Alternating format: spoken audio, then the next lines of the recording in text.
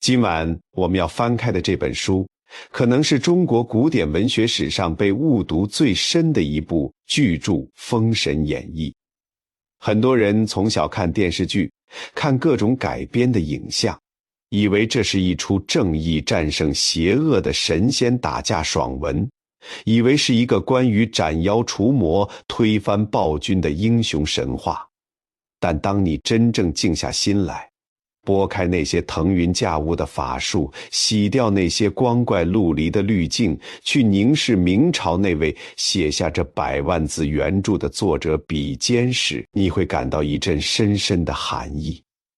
作者真正想表达的，从来不是神仙的伟大和正义，而是一个令人窒息的残酷命题。他想让我们看到，当天地间最大的权力系统要进行一次不择手段的重组时，那些没有根基、没有法力，甚至连抗争资格都没有的凡夫俗子，要经历怎样深不见底的绝望。在这场名为顺应天数的宏大棋局里，所谓的神圣不过是上位者分赃的遮羞布，而底下的苍生全都是祭坛上的筹码。故事的源头根本不在人间，而在9重天之上的那座凌霄宝殿。那时的天庭，昊天上帝虽然坐拥天地，但手下无人可用。偌大的天庭像是一个急需扩张版图却缺乏执行层的庞大帝国。于是昊天上帝降下法旨，要求道门阐教的12金仙俯首称臣，这引发了修仙界的大地震。凭什么这些逍遥自在、苦修万年的仙人要去受天规的约束？但天命难违，系统要降维打击，谁也躲不掉。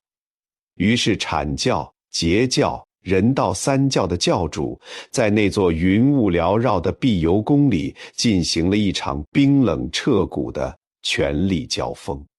他们共同签下了一份名为《封神榜》的死亡名单，榜上空悬着365个正神之位，以及无数的副神，听起来光芒万丈。但在这个规则里，要封神必须先死，只有肉身被毁，一缕幽魂飘去封神台，才配得上这天庭的编制。那么这365个送死的名额谁来填？高高在上的教主们不会死，他们门下的核心嫡系也不想死，最后所有的代价全被向下转嫁了。转嫁给了那些道行浅薄的底层修士，转嫁给了人间那些手握重兵的凡人将领，更转嫁给了千千万万连名字都不配拥有的黎民百姓。一场席卷天地的大屠杀，就这样在几个圣人轻描淡写的落笔中，成了名正言顺的天数。万事俱备，只缺一个在人间点燃战火的借口。而这个借口很快就被送上了门。商纣王7年，人间之主帝新去女娲宫进香，一阵不知从何处刮来的诡异狂风掀起了神像前的帷幔。纣王色迷心窍，提笔在墙壁上写下了一首亵渎神明的艳诗。女娲圣人勃然大怒，原本是可以直接抹杀一个凡人的，但当女娲驾着青鸾飞到朝歌城上空时，却被2道冲天而起的红光拦住了去路。那是纣王2个儿子殷郊、殷红头顶的本命真气。天意显示，殷商还有28年的气运，连圣人也无法直接打破系统设定的时间表。既然不能明着杀，那就暗着毁。女娲召来了轩辕坟里的9尾狐狸精等3妖，命他们隐去妖形，去祸乱军心，断送成汤600年的江山。在这段宏大的因果链条里，神明们高高在上布局落子，一切都显得顺理成章。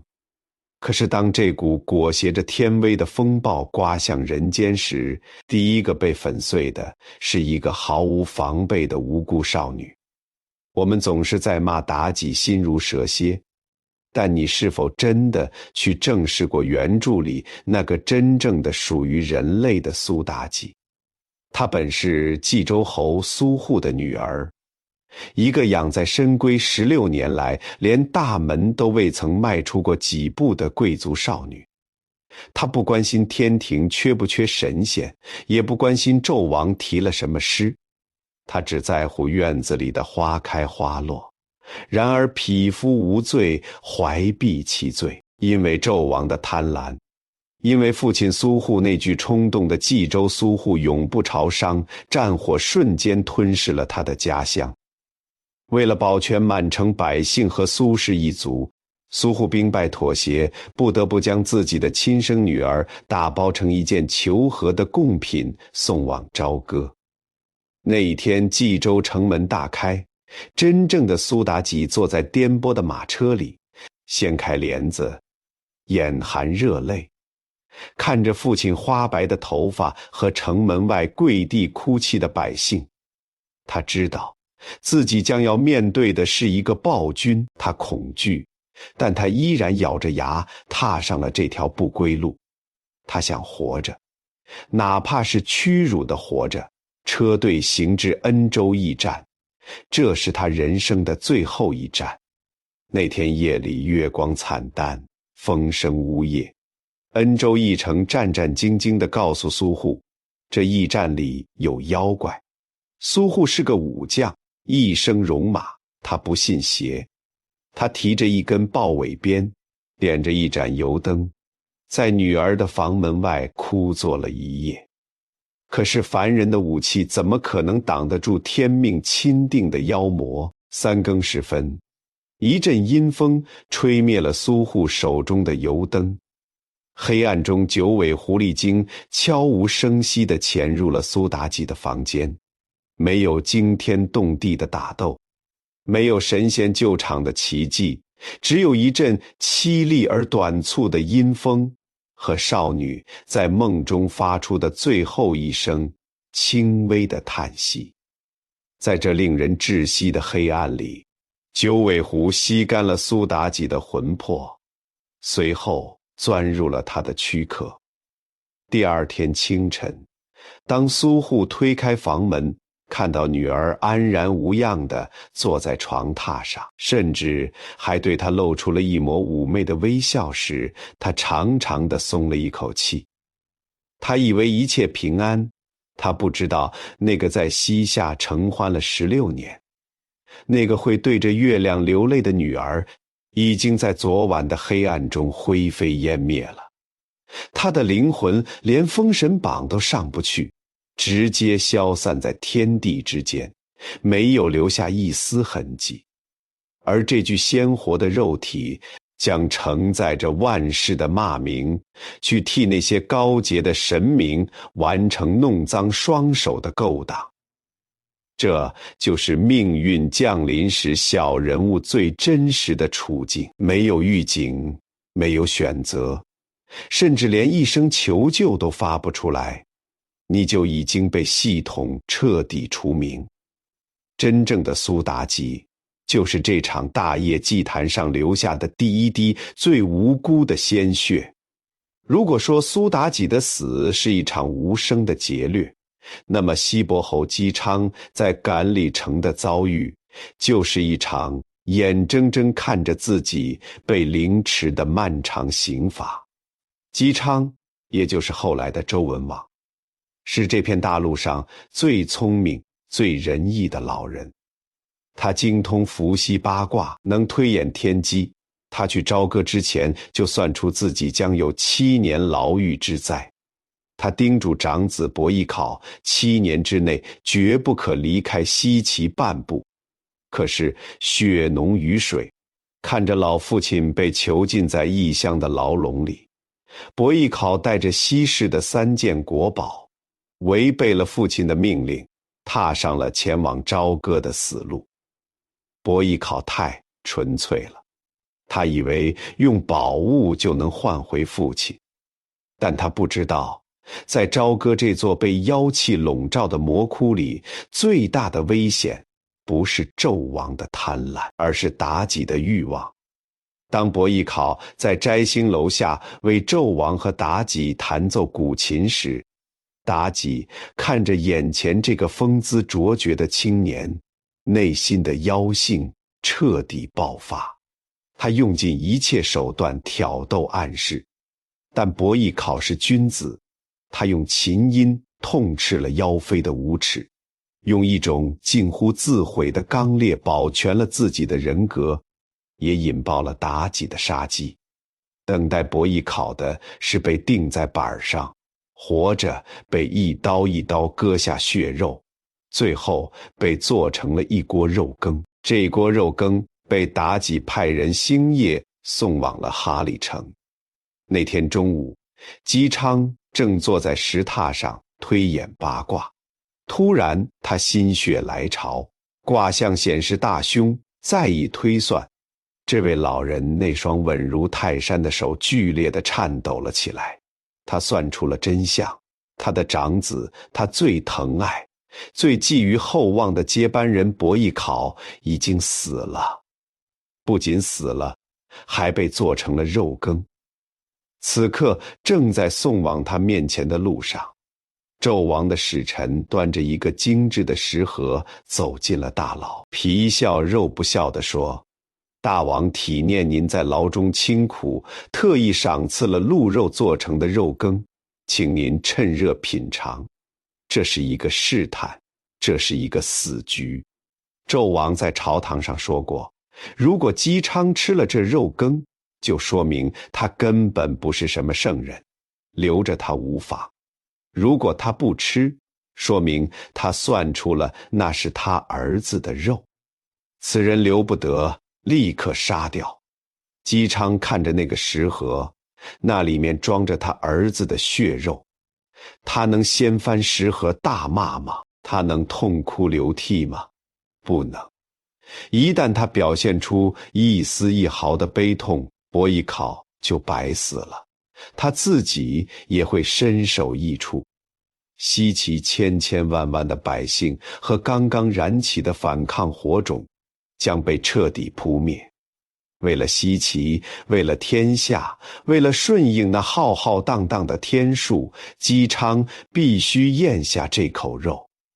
这位年逾古稀的老人缓缓地站起身，整理了一下破旧的衣冠，他面对着朝歌的方向跪了下去，恭恭敬敬地磕头谢恩。然后他站起身，走到食盒前，拿起筷子夹起一块带着温热的肉羹。使臣的眼睛死死地盯着他，空气仿佛在这一刻凝固了。姬昌没有犹豫，他把肉放进了嘴里，他在咀嚼，每一口都像是在嚼碎自己的心肝，每一口都是在吞咽自己延续生命的骨血。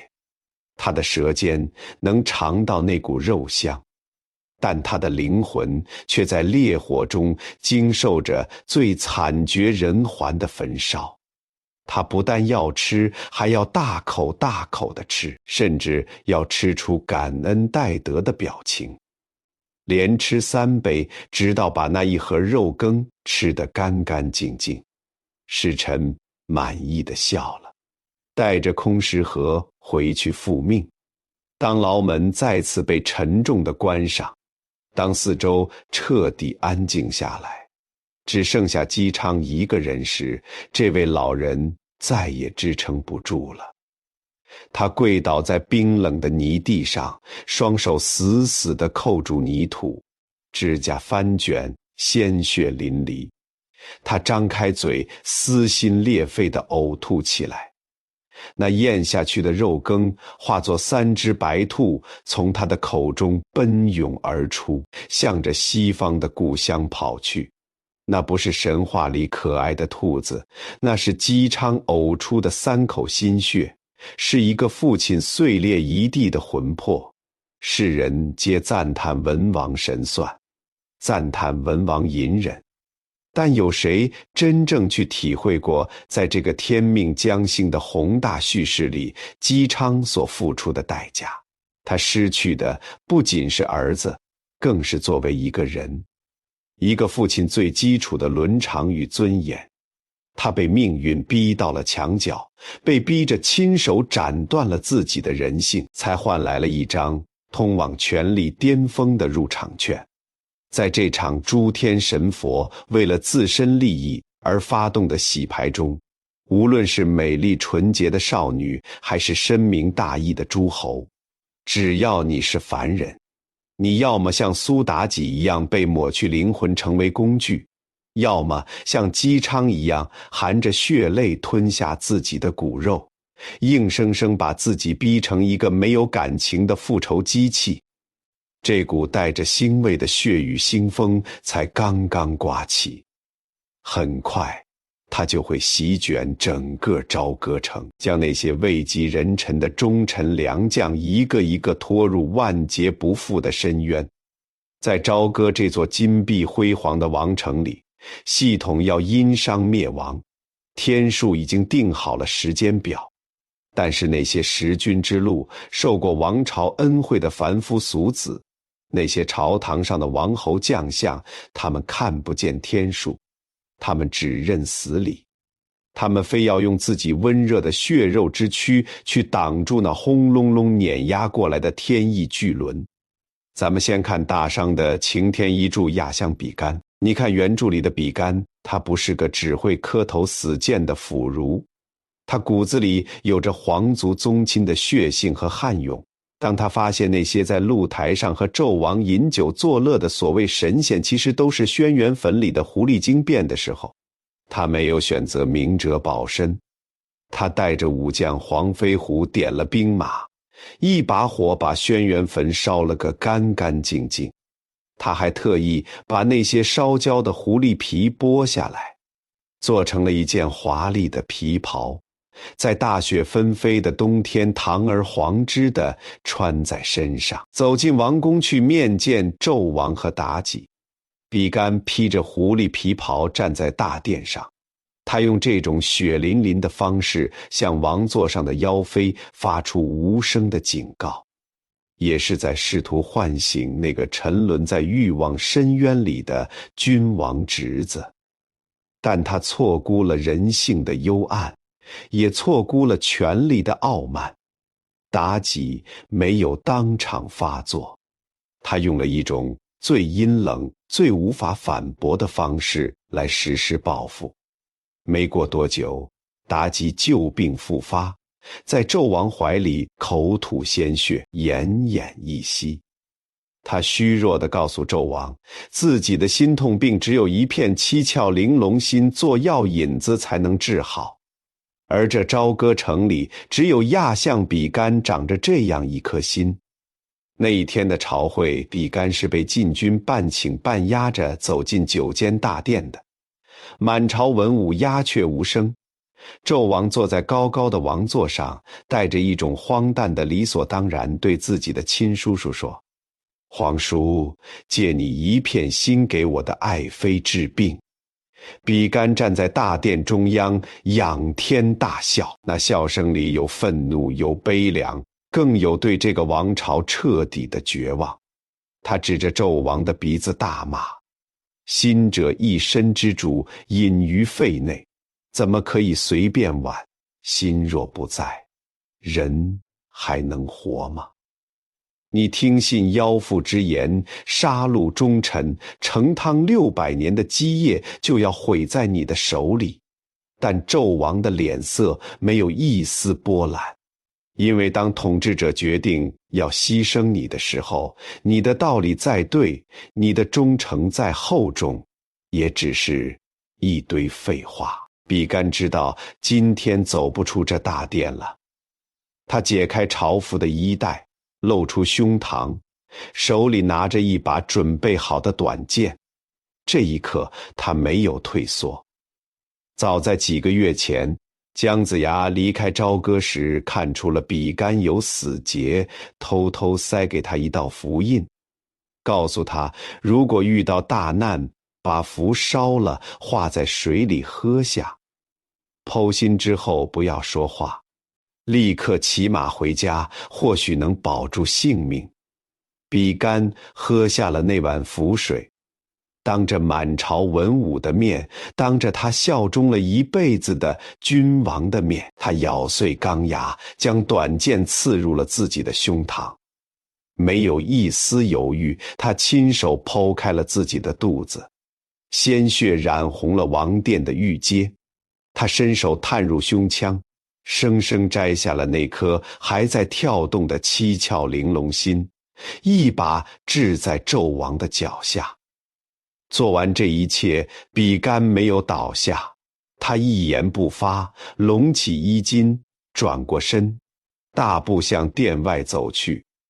文武百官自动闪开一条道路，所有人都在发抖。比干跨上战马，向着自己的府邸狂奔，他的胸口是一个空洞，但他凭借着姜子牙的法术，凭借着胸中那股不屈的浩然之气，硬是撑着没有死。只要他能顺利回到家里静养调理，也许这世上就多了一个没有心却依然活着的奇人。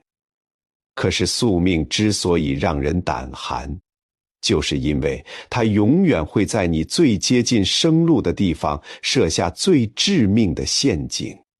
战马在朝歌熙熙攘攘的街市上穿行，比干的视线有些模糊，但他能看到家的方向。就在这时，他听到了一个声音，那是一个普通的市井妇人，挑着担子在街边叫卖。妇人喊的是卖无心菜，卖无心菜。比干浑身一震，他下意识地拉住缰绳，停下了马。他看着那个妇人，问出了那句断送了他性命的话。他问妇人：这菜怎么没有心？妇人抬起头，随口答道：客官，这菜叫无心菜，自然没有心。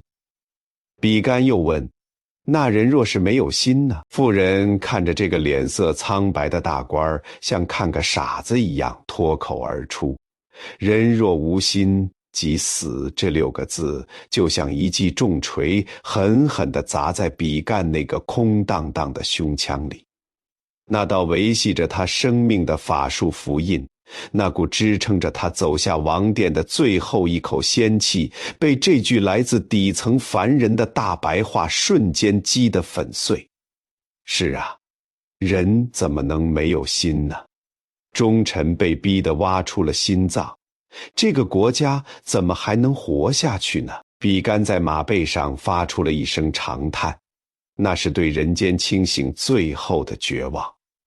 刹那间，鲜血从他原本干涸的伤口里喷涌而出，这位殷商王朝最后的良心就这样跌落马下，气绝身亡。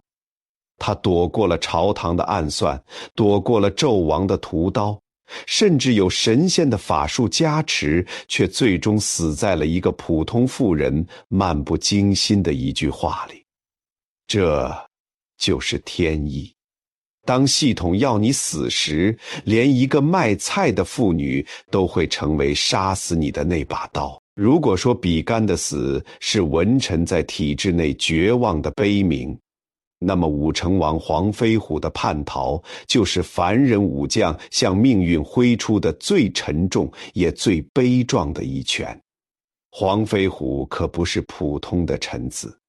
大商王朝有一句话：文有太师文仲，武有镇国武成王黄飞虎。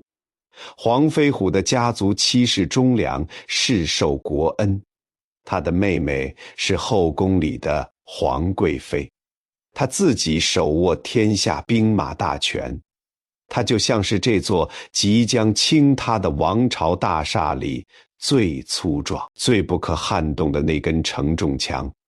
可是命运的吊诡之处出现了。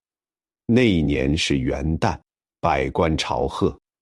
按照当时的规矩，大臣的命妇也要进宫朝贺中宫皇后。黄飞虎的妻子贾氏，一位恪守妇道的贵族主母，坐着轿子进了王宫。可是等着她的不是皇后的赏赐，而是妲己精心布置的陷阱。妲己一直在记恨黄飞虎当初火烧轩辕坟的仇。他把贾氏骗到了摘星楼上，然后暗中派人请来了纣王。楼外是万丈寒风，楼内是酒池肉林。纣王喝得微醉，一看到姿色出众的贾氏，立刻露出了禽兽的本性，上前就要拉扯。贾氏退无可退，她是一个传统的贵族妇女，贞洁重于生命，家族的荣耀刻在骨子里。她对着纣王破口大骂，骂他昏庸无道，骂他禽兽不如，然后他没有向任何人求救，直接转过身，纵身从高耸入云的摘星楼上跳了下去。砰的一声闷响，一位国之重臣的结发妻子就这样摔成了一滩肉泥。消息传到西宫，皇贵妃疯了，那是她的亲嫂子。皇贵妃冲上摘星楼，指着纣王和妲己的鼻子痛骂，甚至动手厮打。纣王在这个时候已经彻底失去了人性，他被激怒了，竟然一把抓起陪伴了自己多年的皇贵妃，将她也从楼上扔了下去。一天之内，黄飞虎失去了妻子，失去了妹妹。两个女人为了守住皇家的骨气，双双惨死在昏君的手里。当两具破碎的尸体被抬回武成王府的时候，整个王府的天都塌了。夜幕降临，武成王府里没有点灯，大厅里摆着两具棺材。黄飞虎坐在太师椅上，像一尊没有生命的石像。他的4个家将，他的2个弟弟，还有他的儿子黄天化、黄天禄，全都拔出了腰间的佩剑，跪在地上，双眼血红地看着他。他们都在等他一句话。他的弟弟黄飞彪喊着：“大哥，君视臣如草芥，臣视君如寇仇。咱们皇家7世忠良换来的是什么？是嫂嫂和妹妹的尸骨未寒，反了吧！”家将们也齐声附和。可是黄飞虎坐在那里，双手死死地抓着太师椅的扶手，指甲都嵌进了木头里。他内心的挣扎如同万马奔腾。他不是怕死，他是跨不过心里那道坎。7代人的忠诚啊，那是刻在骨髓里的基因，那是皇家在朝歌城里立足的魂。他闭上眼睛，仿佛能看到皇家的列祖列宗在看着他。如果反了，7世忠良的牌坊就轰然倒塌，他黄飞虎就是殷商的乱臣贼子。可是如果不反呢？难道就让妻子和妹妹的血白流吗？难道还要继续给那个坐在王座上的禽兽磕头称臣吗？在漫长的死寂之后，黄飞虎站了起来。他走到妻子的棺木前，伸出满是老茧的手，轻轻摸了摸冰冷的棺材板。突然他发出一声像受伤野兽般的咆哮，猛地一拳砸在了旁边的白玉石柱上，玉石碎裂，鲜血顺着他的指缝滴落在地上。黄飞虎转过身，看着满堂的兄弟和子侄，咬着牙一字一顿地从喉咙里挤出那4个字：反了朝歌。这4个字不是什么顺应天命的豪言壮语，而是一个凡人被逼到绝境后，彻底抛弃了规则和信仰的绝望反击。那一夜，武成王府火光冲天，黄飞虎披挂上阵，跨上五色神牛，提着长枪，带着家将和1000亲兵，杀出了朝歌城。他在城门外停下脚步，回过头，最后看了一眼这座他守卫了半辈子的雄城。那城墙上的砖石有一半都是他和他的祖辈用血汗浇筑的，但他知道这座城已经死了，那个系统已经彻底腐烂了。黄飞虎投奔了西岐，大商的太师文仲必然要领兵讨伐。从这一刻起，这本100万字奇书的舞台，从朝歌那座金碧辉煌却令人窒息的王宫，正式转移到了黄沙漫天的西岐战场。你以为到了战场上就是凡人将领之间真刀真枪的较量吗？错得离谱。当人间的兵力无法打破僵局的时候，那些隐藏在名山大川里满嘴慈悲道德的神仙们，终于按捺不住，亲自下场了。很多人看这段都觉得大快人心，觉得阐教的12金仙是正义的化身，是下凡来拯救苍生、辅佐明君的。但今晚我要带你走进这西岐战场上的风沙深处，去看看那些仙风道骨的皮囊之下，到底藏着怎样一套冷血的丛林法则。咱们先来看一个令人毛骨悚然的破阵战术。文太师请来了截教的10天军，摆下了10绝阵。这10个阵法，风吼阵、寒冰阵、烈焰阵，光听名字就知道里面煞气冲天，凡人进去那是十死无生。西岐这边，姜子牙挂帅，阐教的12金仙也纷纷从仙山洞府赶来助阵，总指挥是燃灯道人。阵前阴云密布，10绝阵里煞气翻滚。燃灯道人带着12金仙，骑着各种神兽，衣袂飘飘地站在高处。他们法力高深，身上都有护体神光。按照咱们普通人的逻辑，既然你们这些大罗神仙是来帮忙的，遇到这种凶险的阵法，是不是应该各显神通冲进去破阵？可是燃灯道人没有这么做，他端坐在梅花鹿上，半眯着眼睛看着下方惨烈的杀阵，下达了一个冰冷的命令。他让谁去探阵？他让凡人将领或者那些刚刚入门道行浅薄的炮灰去。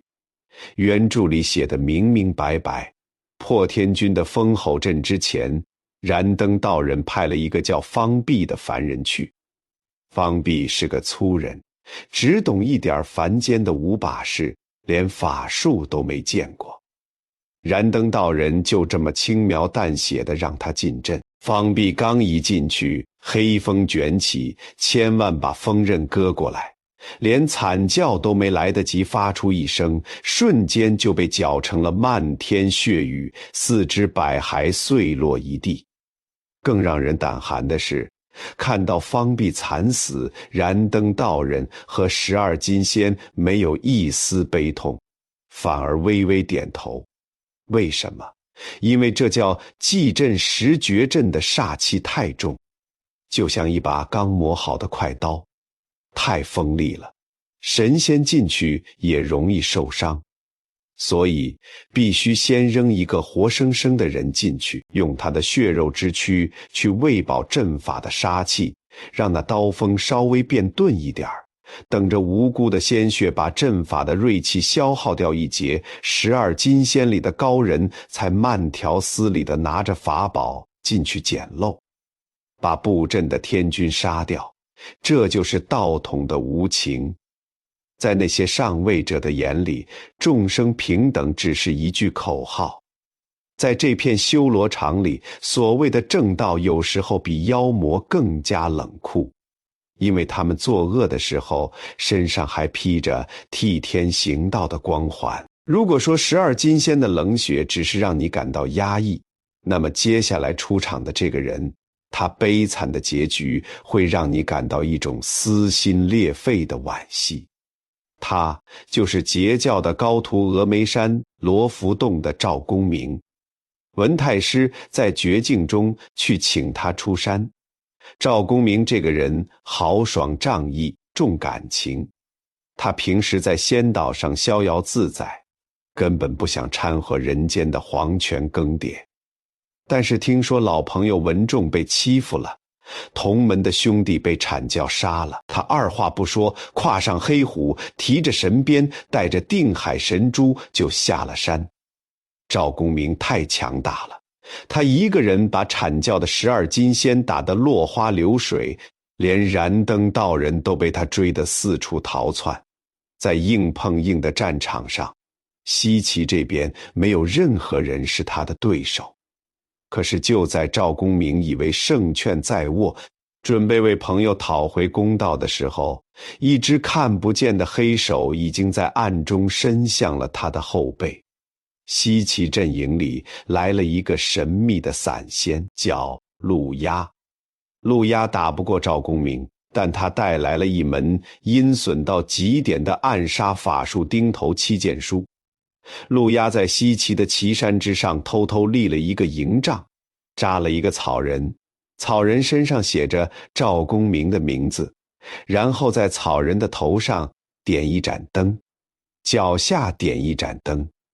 陆压让姜子牙每天对着这个草人拜3次。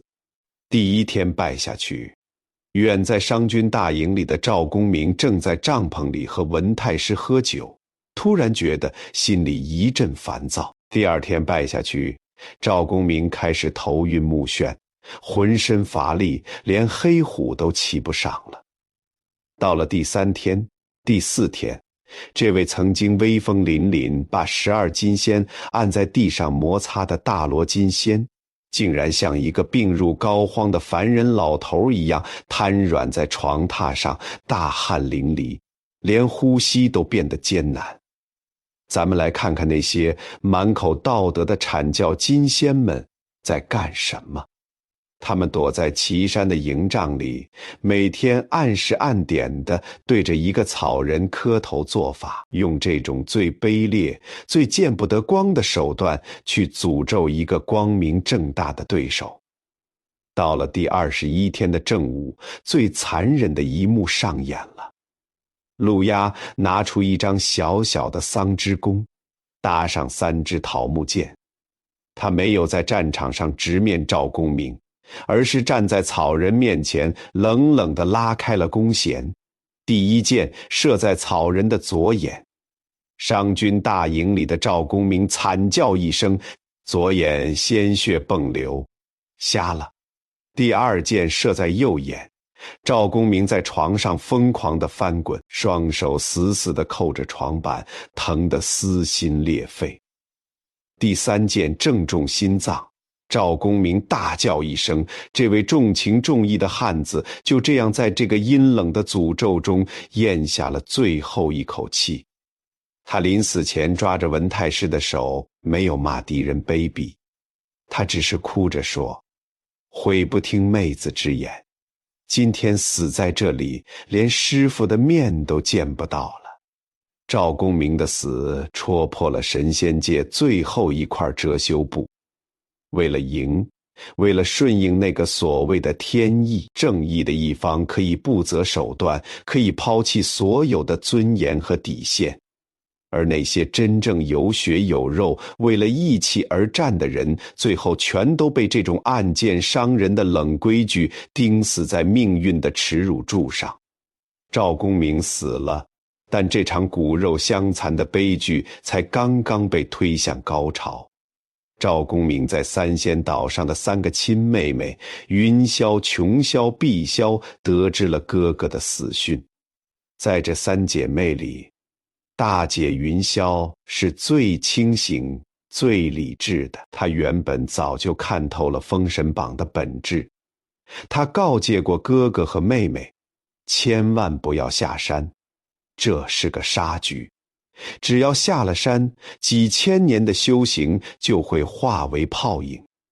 可是当文太师满脸是泪，把赵公明那件被鲜血染红的道袍连同那支穿透心脏的桃木剑摆在云霄面前时，你让一个亲眼看着哥哥惨死的女仙怎么保持理智？云霄颤抖着手抚摸着道袍上的血迹，他苦修了1000年的道心在这一刻彻底崩塌了。去他的天数，去他的封神榜！你们杀了我哥哥，我就要你们偿命！三霄娘娘带着满腔的怒火降临西岐，他们摆下了书中最为巅峰，也最让人绝望的杀阵9曲黄河阵。这阵法里蛊惑仙丹俱全，专门用来消去神仙的顶上3花，散掉胸中武气。阐教的12金仙不知深浅冲进阵去，结果被三霄娘娘用混元金斗一个个全抓了进去，扔进了黄河阵底。几千年的修为在阵法里一点点被消磨，变成了手无缚鸡之力的凡人。云霄虽然愤怒，但他心里依然存着一丝敬畏。他把12金仙抓了，却没有下杀手。他只是想讨个说法，想让那些高高在上的师伯师叔们知道，截教的弟子不是可以随便被当作炮灰屠杀的。可是他太天真了。12金仙被困，阐教的最高掌门人元始天尊和老子2位圣人亲自下界了，你敢相信吗？2个长辈，2个站在这天地权力金字塔最顶端的人物，竟然联起手来对付3个晚辈小姑娘。云霄看到师伯亲自来了，吓得赶紧撤去阵法，跪在地上苦苦哀求。可是圣人的眼中没有怜悯，只有冰冷的秩序。你们阻碍了封神大业，你们就是逆天而行。老子一挥手，用乾坤图把云霄裹在里面，直接压在了麒麟崖下，让他生生受尽苦楚而死。元始天尊更狠，他拿出3宝玉如意，照着琼霄的头顶就砸了下去，当场脑浆迸裂，惨死阵中。碧霄更是被他用一个白玉匣子装起来，化成了血水。没有审判，没有辩解，甚至连一点点长辈的慈悲都没有。只因为你们是截教的弟子，只因为你们不配合这场单方面的屠杀，你们就必须死得惨绝人寰。当9曲黄河阵的黄沙散去，3位仙女的尸骨在冷风中渐渐冰凉，那高高在上的圣人连看都没多看一眼，转身驾云离去，只留下这满目疮痍的战场，向世人昭示着一个血淋淋的真相。在这场权力的游戏中，无论你法力多高，无论你多么占理，只要你不站在制定规则的那一方，你的反抗越激烈，你被碾碎的时候姿态就越惨烈。当9曲黄河阵的黄沙被圣人的手段强行抹平，西岐的军队终于要吹响反攻朝歌的号角。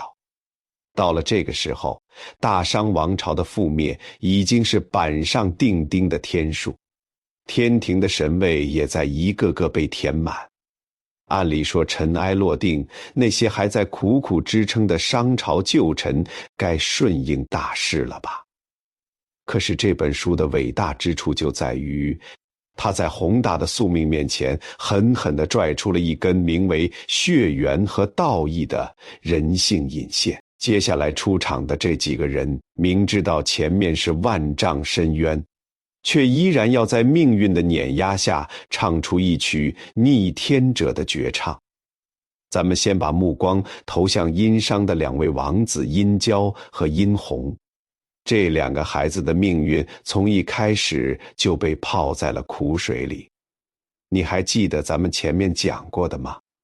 他们的生母姜王后被妲己残忍地挖掉了一只眼睛，抛落了双手，惨死在后宫。这2个年幼的王子被亲生父亲纣王下令追杀，像2条丧家之犬一样逃出朝歌。在他们快要被斩首的时候，是阐教的2位大仙广成子和赤精子刮起神风，把他们救到了仙山上。这一去就是10几年。在深山老林里，2位王子跟着师父苦修。他们心中最大的念想就是有朝一日能下山，杀了妲己，替母亲报仇。师父告诉他们，现在西伯侯在西岐起兵，那是顺应天意。你们下山去辅佐姜子牙推翻暴君，这就是正道。下山前，师父把压箱底的法宝都交给了他们。赤精子给了殷红阴阳镜，广成子给了殷郊翻天印。这可不是普通的赠宝，这是带着诅咒的契约。在交出法宝的同时，师父逼着徒弟发下了最毒的毒誓。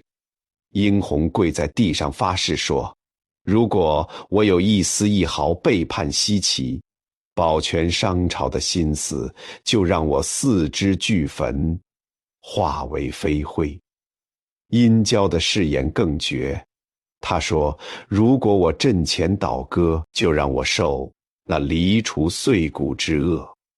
这2句誓言就像2把悬在他们头顶的铡刀，随时准备落下。2个年轻人满怀着替天行道的热血下了山，可是他们遇到了一张嘴，一张能把死人说活，能把天道说歪的嘴。这人就是申公豹。申公豹拦住殷红，他没有跟殷红谈什么天术，也没有谈什么正邪，他只问了一个直击灵魂的问题。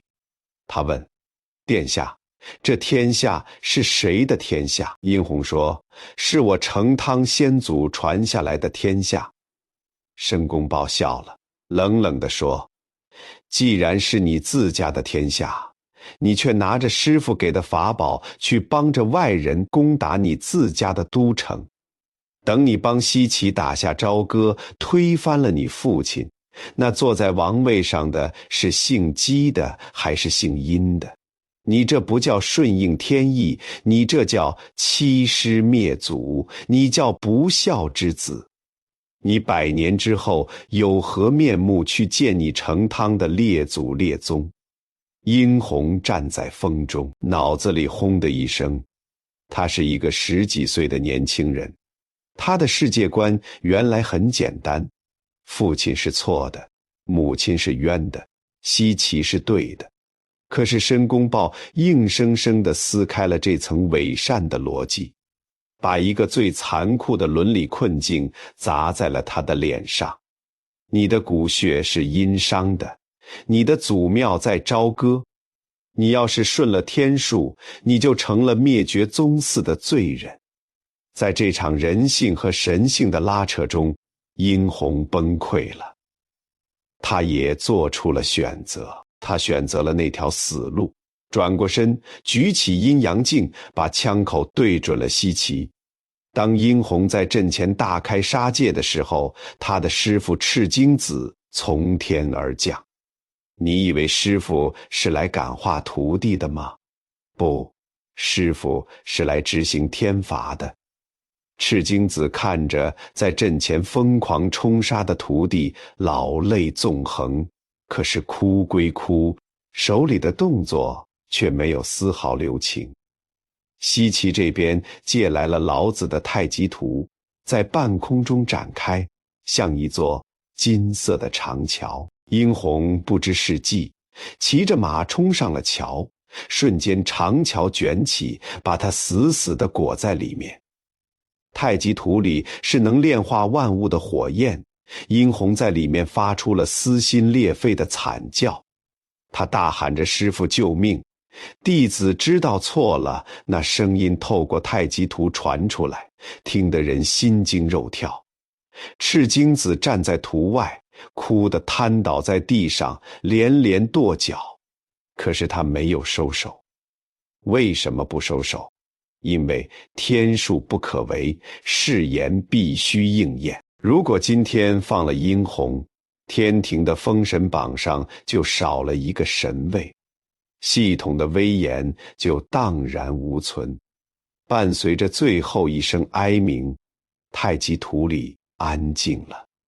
赤精子抖开图卷，一阵风吹过，那个曾经在仙山上叫他师父的年轻人，那个背负着深仇大恨和亡国之痛的王子，已经化作了一滩纷纷扬扬的飞灰，连一块骨头都没有剩下。当殷红化为飞灰的消息传到他哥哥殷郊的耳朵里时，殷郊连最后的一丝理智也丧失了。他原本也是要帮西岐的，可是听说弟弟被阐教的人硬生生烧成灰烬，那种血浓于水的亲情瞬间盖过了一切道德教条。他拿着翻天印，红着眼睛杀向西岐大营。他不要什么天数了，他只要他弟弟的命。对付殷郊，阐教这边更狠。广成子亲自下山，布下了一个必杀的死局。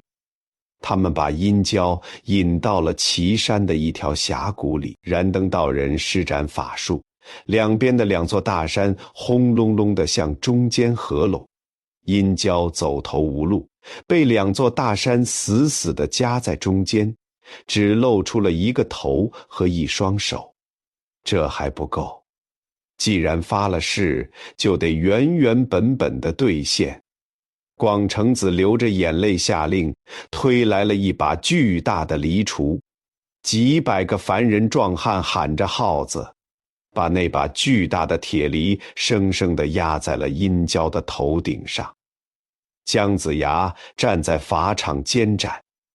这位大周的丞相此时看着这个可怜的皇子，也忍不住浑身发抖，泪流满面。可是同情是一回事，执行规则是另一回事。广成子闭上眼睛，挥了挥手，大犁无情地碾压下去。伴随着令人毛骨悚然的骨肉碎裂声，殷商最后的一丝正统血脉就这样被推平在泥土里。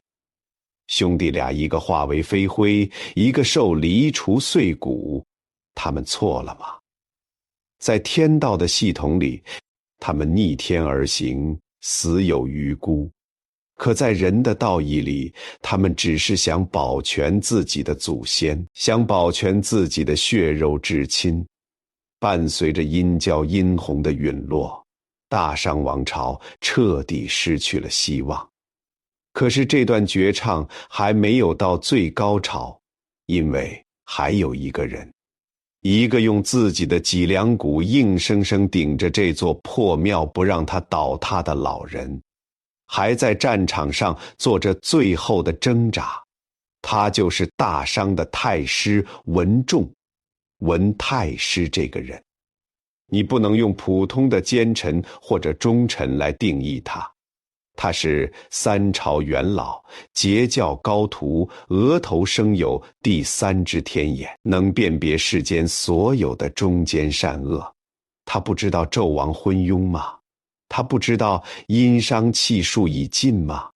他当然知道。他带兵出征之前，曾经把纣王骂得狗血淋头，逼着纣王废除袍烙，拆毁露台。可是当外敌打过来的时候，他依然要穿上铠甲，跨上莫麒麟，去守卫那个风雨飘摇的江山。因为他是托孤老臣，那是先王临终前拉着他的手交托给他的天下。只要他文仲还有一口气在，成汤的江山就不能丢。这种近乎偏执的信仰，让他成了一个逆行在宿命风暴里的孤独巨人。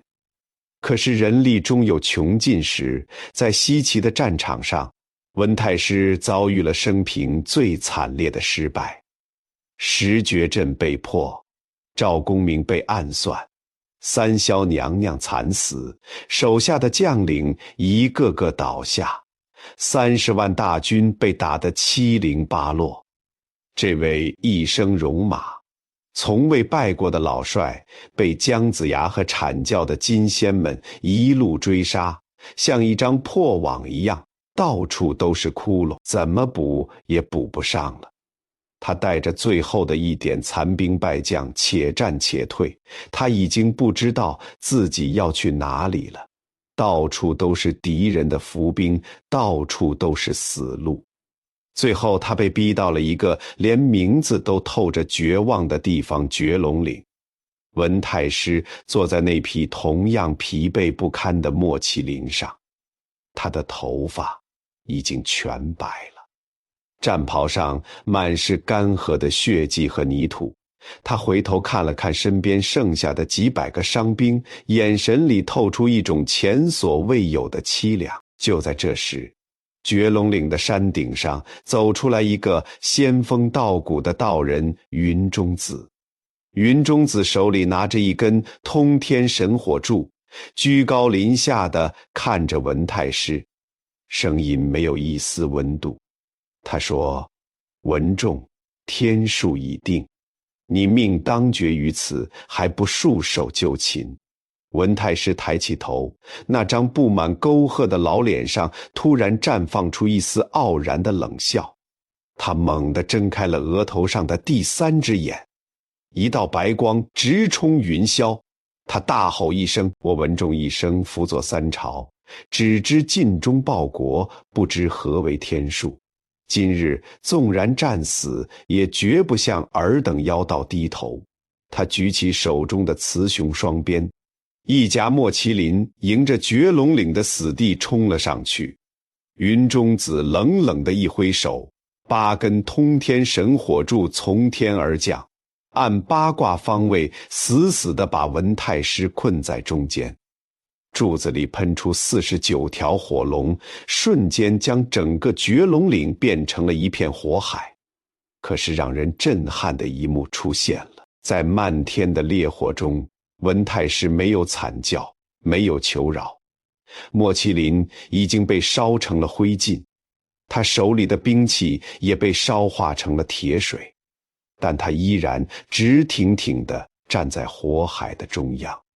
大火吞噬了他的皮肉，烧枯了他的骨骼，但他那残破的躯体就像是一根永远不会弯曲的铁柱，死死地钉在绝龙岭的岩石上，直到最后一口气咽下，他的身体已经彻底碳化，但他依然保持着怒视苍天的姿势。哪怕肉身毁灭，他那股至死不休的忠魂也化作一道不屈的青烟，直冲云霄，让那些躲在云端看戏的神仙们都感到了一阵由衷的胆寒。你以为文仲不知道纣王昏庸吗？你以为文仲不知道殷商必亡吗？不，他比任何人都清楚。但他选择了用血肉之躯去对抗命运的铁律，他躲过了无数次暗算，躲过了无数场恶战，却最终死在了圣人轻描淡写布下的火柱里。这就是命运的荒谬与残酷。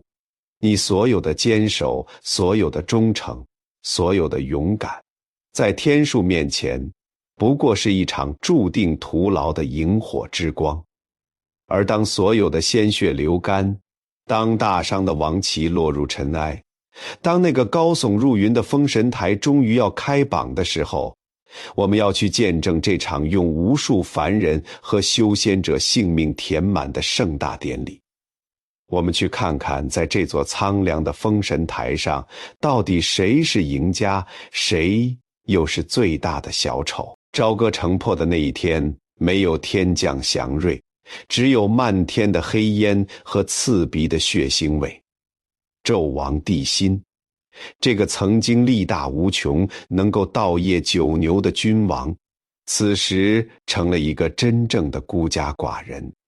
他没有选择像个懦夫一样投降，也没有被西岐的将领活捉。他穿上了那套天子专属的衮服，把王宫里最珍贵的珍珠美玉全都挂在身上，一个人缓缓地登上了那座曾经让他耗尽民脂民膏，也是他欲望巅峰的摘星楼。楼下是漫山遍野的西岐大军，喊杀声震天动地。楼上是商朝最后一位君王，他亲手点燃了摘星楼，火光冲天而起，烈焰无情地吞噬了他华丽的衣冠，融化了那些价值连城的珠宝，最后将他这副曾经不可一世的肉身，连同成汤600年的基业一起烧成了一把随风飘散的黑灰。纣王的死宣告了人间的旧秩序被彻底抹除。而在9天之上，那份空悬已久的封神榜终于吸饱了足够的灵魂，准备开榜了。这是整部书里最辉煌却也最让人感到刺骨苍凉的定格画面。封神台建在岐山之上，四周云雾缭绕，阴风阵阵。姜子牙穿着一身肃穆的道袍，手里捧着那卷决定无数人生死的黄卷，身后插着杏黄旗，手中握着打神鞭，他一步一步地走上高台。此时的高台之下没有活人，只有密密麻麻望不到边的游魂，他们全都是在这场天地大劫中被搅碎的牺牲品。这是封神榜上最大的反差，不是神与凡人的反差，而是昔日的生死仇敌，如今却要并肩站在这冰冷的台阶下，等待着同一个系统的收编。这边站着被抛去心脏的亚象比干，那边就站着曾经祸乱朝纲，最终被杀的妖妃妲己的魂魄。这边站着在绝龙岭至死不屈的文太师，那边就站着在石绝阵里被拿来祭阵粉身碎骨的无名小卒，那些为了保卫商朝流尽最后一滴血的忠臣，那些为了所谓正义被坑杀的阐教低阶弟子，还有那些本在仙岛上逍遥自在却被卷入杀局的截教高人，他们生前为了各自的信仰，为了血缘，为了天数，杀得红了眼，杀得魂飞魄散。可是现在呢？现在他们全都没了肉身，没了恩怨，没了那口曾在胸中激荡的浩然之气，他们全都变成了天庭那份表格上的一个数据，变成了维持庞大系统运转的螺丝钉。文仲被封为9天应元雷声普化天尊，赵公明被封为金龙如意正一龙虎玄坛真君，甚至连那个把封神榜搅得天翻地覆的申公豹也被封了个分水将军。听起来名头一个比一个响亮，金光闪闪，威风八面。可你若是透过这层神圣的窗户纸往里看，你会感到一种深深的绝望。他们失去了最宝贵的自由，从此以后要永远受到天庭规则的约束，每天按时行云布雨，巡查3界，再也没有了在名山大川里饮酒下棋的洒脱。他们生前的所有挣扎，所有牺牲，所有坚持，在这场浩大的神位分封面前变得像是一个荒诞的笑话。他们以为自己在为正义而战，其实他们只是别人手里用来填补编制的筹码。这就是这本巨著最刺痛灵魂的地方。当系统需要扩张的时候，无论你是忠是奸，无论你是善是恶，最终的归宿都是被无情的吞没和同化。而在这场盛大典礼的最高处，站着那个表面上看起来最风光、最无限的胜利者姜子牙。姜子牙念完了最后一行字，封完了第365位正神。他合上封神榜，长长地舒了一口气。可是当风吹过封神台，台下诸神归位，化作一道道金光飞向天庭之后，偌大的岐山之巅就只剩下姜子牙孤零零的一个人。他低头看了看自己的双手，那是一双布满老茧如同枯木一般的手。他72岁下山，在红尘里摸爬滚打，带兵打仗，背负着无数人的鲜血和诅咒，替天庭、替阐教完成了这项前无古人的大工程。他以为自己劳苦功高，总能在这天上分得一个不用受轮回之苦的位置。可是命运跟他开了一个最残酷的玩笑。他的师父元始天尊早就跟他说过，你生来命薄，仙道难成，只可受人间之福。当时他以为这只是一句客套话，直到今天他才明白，这叫做卸磨杀驴。姜子牙手里那根曾经不可一世，打遍天下无敌手的打神鞭，在封神结束的这一刻，彻底变成了一根普通的木棍。因为神已经封完了，再也没有神需要他去打了。姜子牙什么都没捞到，他只能拖着那副凡人的残躯回到西岐，接受周武王的册封，去做他的齐国国君。那些躲在幕后下棋的圣人元始天尊、老子、女娲他们依然高高在上，享受着无穷无尽的寿命和香火。天庭的昊天上帝看着被填满的部门和无数免费的劳动力，满意地闭上了眼睛。朋友，书讲到这里已经彻底合上了。几百年前的明朝作者假托神仙妖怪的外衣，给我们留下了一部最硬核的生存哲学。当你把视线拉回明朝中后期那个权谋暗涌的年代，你会发现所谓的封神榜不过是权力系统重新洗牌时的名册。它真正要警告我们的是，当大风刮起，当那些宏大的叙事铺天盖地席卷而来的时候，作为普通人，我们该如何自处？真正的生存智慧，绝不是去盲目攀附那些高高在上的大师，也不是在狂热中交出自己全部的底牌。你要看清，当上层建筑开始洗牌，当规则制定者开始重新分配利益的时候，他们嘴里喊出的口号往往是最动听的。他们会说这是顺应潮流，他们会说这是为了长远的福祉。可是就像那破阵的炮灰，像那含泪吞肉的姬昌，像在绝龙岭至死不屈的文太师，在这个过程中必然要产生的损耗和代价，永远是由最底层的普通人来承担的。所以永远不要被那些虚无缥缈的光环蒙蔽了双眼，在任何一场时代的巨变中保全自己的核心盘，守住你身边的亲人，维持住你作为一个人的底线和常识，这才是最难能可贵的反脆弱能力。